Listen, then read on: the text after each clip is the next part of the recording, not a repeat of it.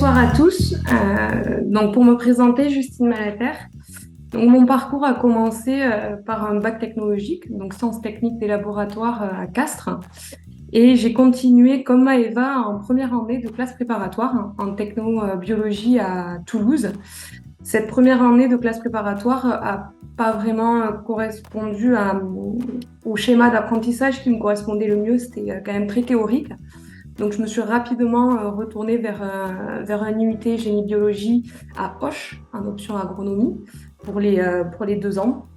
Donc, l'IUT m'a permis d'avoir vraiment le côté technique, concret, terrain, et d'avoir une vision ouverte sur l'agronomie avec la science du végétal, la science de l'animal, le côté agricole et bien entendu le côté biotechnologie.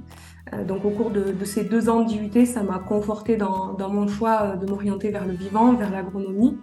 Et j'ai tenté donc le concours en fin d'année en C2, donc le concours pour les écoles d'ingénieurs.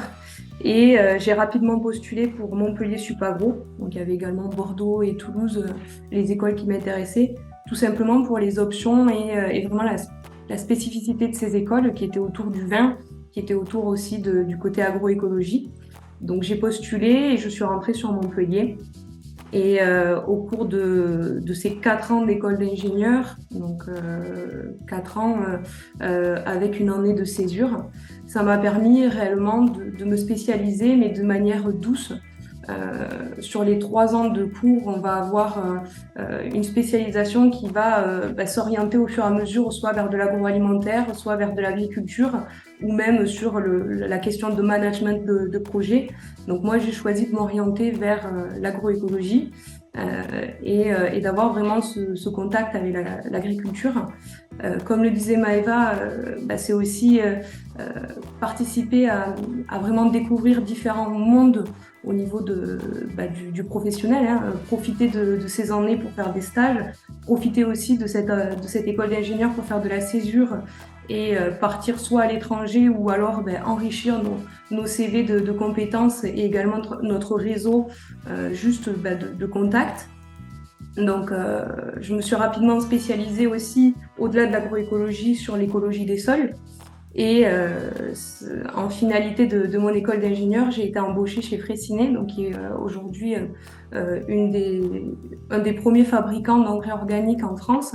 Et dans cette entreprise, ça fait 2 ans que je suis ingénieure agronome sur l'appui technique, donc responsable de l'expérimentation des produits et qui permet de faire le lien entre le côté vraiment terrain, application, et le côté recherche et développement, donc l'innovation des nouveaux produits. Et ça permet réellement d'entretenir cette polyvalence entre le côté technique et le côté formation et transparence par rapport à toutes ces connaissances et toute l'envie et la passion qu'on a par rapport à l'agronomie et au vivant pour la faire transmettre à tous les acteurs de la filière. Voilà.